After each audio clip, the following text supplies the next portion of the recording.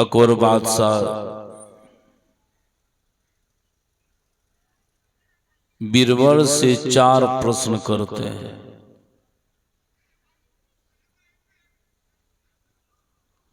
पहला प्रश्न करते हैं, ईश्वर क्या है?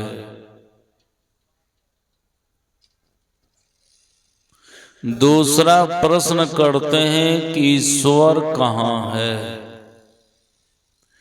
तीसरा प्रश्न करते हैं, उनकी प्राप्ति कैसे होती है?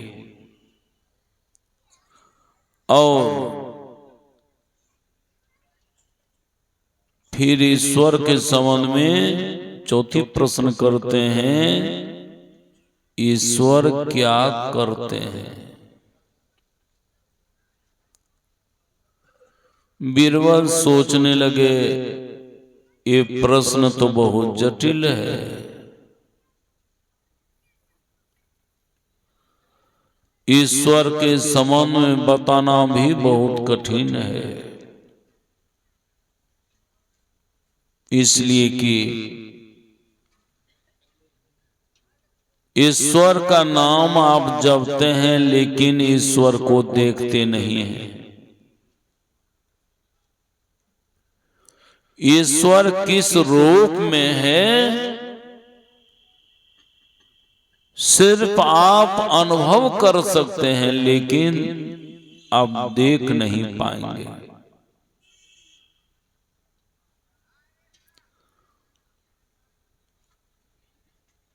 बीरबल ने कहा, बादशाह सलामत, मुझे 1 सप्ताह का समय चाहिए इसके जवाब के लिए। अकबर बादशाह समय दे दिया, चला गया घर। अब बीरबल को इसका जवाब सोचता ही नहीं था, कैसे जवाब दूं। बीरबल का लड़का बहुत चतुर था। बीरबल का लड़का पूछते हैं, पिताजी आप बहुत चिंतित क्यों हैं? ठीक से खाना पीना नहीं कर रहे हैं।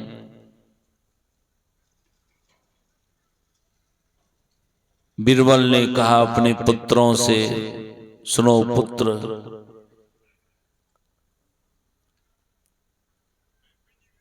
अकबर बादशाह ने प्रश्न किया है, ये 4 तरह का प्रश्न है। ये चारों प्रश्नों को बारी बारी से सुना दिया। बीरबल का लड़का ने कहा, पिताजी क्यों घबराते हैं? अगर आप जवाब नहीं दे पाएंगे तो मैं जवाब दे दूंगा।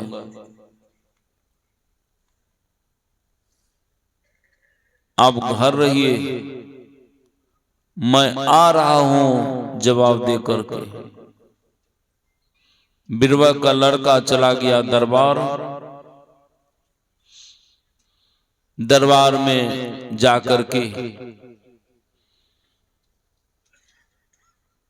अकबर बादशाह से मुलाकात करते हैं और अकबर बादशाह पूछते हैं, तुम कहां आए हो? बीरबल का लड़का ने कहा कि मैं आपके प्रश्नों का जवाब देने के लिए आया हूं। कहा, दो जवाब। बीरबल के लड़का ने कहा, आपको व्यवहारिक ज्ञान नहीं है बादशाह।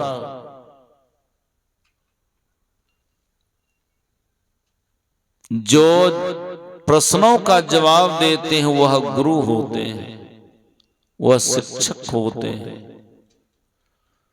प्रश्न करने वाले वह शिष्य होते हैं या विद्यार्थी होते हैं।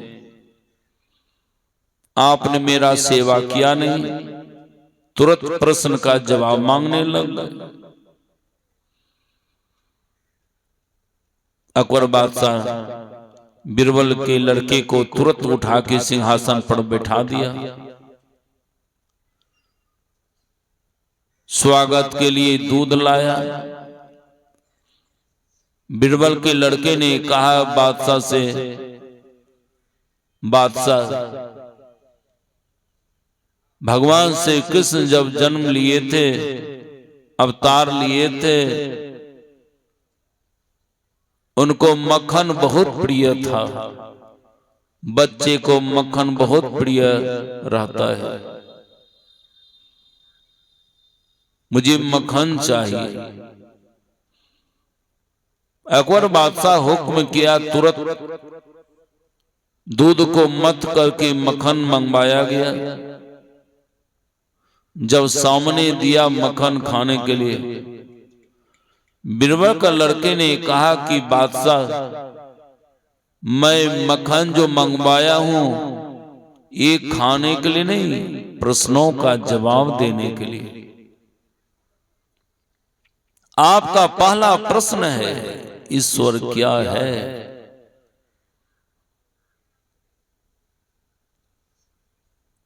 ये दूध मिलता है कहां जिससे आप मक्खन निकाले? कहते गायों के शरीरों में, माताओं के शरीरों में, भैंसों के शरीरों में दूध मिलता है।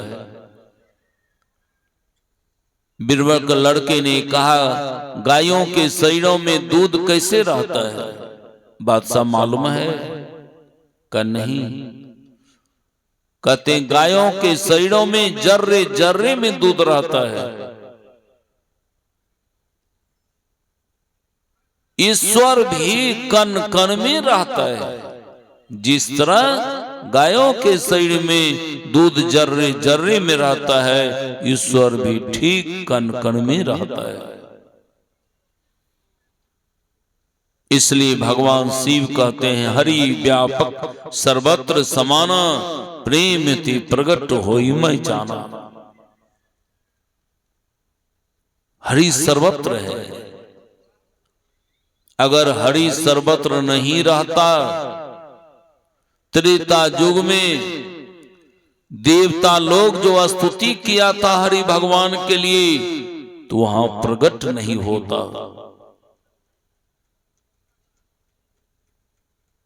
जब देवता लोग हरि भगवान के खोज में निकले, इसलिए कि दानव ने मानव को सता रहा था, गौ और ब्राह्मणों को सता रहा था। इनकी रक्षा के लिए देवता लोग हरि की खोज में निकल पड़े। बहुत जगह ढूंढे लेकिन नहीं मिला। तब जाके बैकुंठ चला गया, यानी कैलाशपुरी चला गया। वहां जाने के बाद भगवान शिव से मुलाकात होती है। भगवान शिव से पूछते हैं, ये देवगण कि हरि भगवान कहाँ मिलेंगे? तो यही बात कहे हुए थे, हरि सर्वत्र है, प्रेम से प्रकट होते हैं। और उसी जगह पर स्तुति करने लगा। क्या स्तुति करते हैं? जय जय सुरनायक जन सुखदायक, परनत पाल भगवंता, गोदुज हितकारी जय सुरारी, सिंधु सुता प्रिय कंता।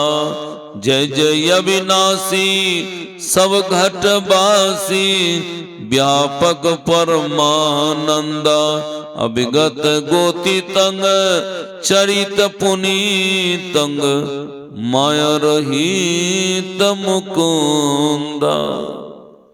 जैसे स्तुति करते हैं भगवान प्रकट हो गए। और प्रकट हो करके कहते हैं, जा जा मैं अवतार लेने के लिए आ रहा हूं। किनके यहां? कश्यप अदिति महातप किन्ना, तिनको पूरब बर दिन्ना। अगले जन्म में कश्यप अदिति था,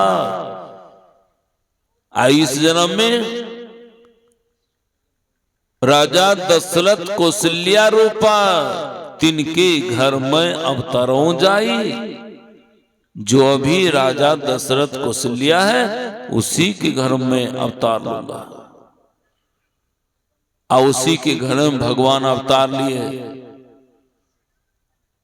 भय प्रगट कृपाला दीन दयाला कौशल्या हितकारी। अब देखिए सर्वव्यापक, जो सर्वव्यापक है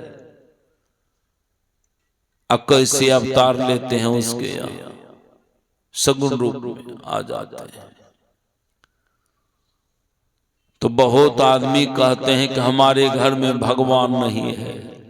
अरे कैलेंडर लगाइए नहीं लगाइए, भगवान को पूजिए अथवा नहीं पूजिए, नाम जपिए या ना नाम जपिए, लेकिन आपके घर में मौजूद है।